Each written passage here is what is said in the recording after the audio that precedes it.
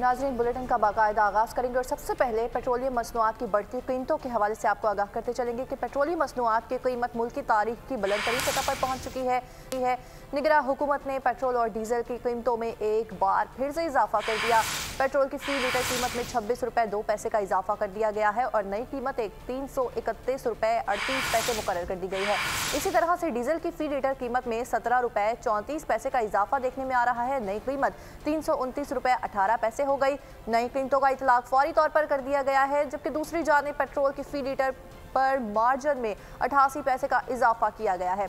Petrol पर oil marketing कंपनियों के मार्जिन में फी लीटर 47 पैसे इजाफा देखने में आ रहा है और मार्जिन 6 रुपये 47 पैसे हो गया है। इसी तरह से पेट्रोल पर डीजल के मार्जिन में भी फी लीटर का 41 पैसे का इजाफा किया गया है, जिसके बाद मार्जिन 7 रुपये 41 पैसे पर कर दिया गया है।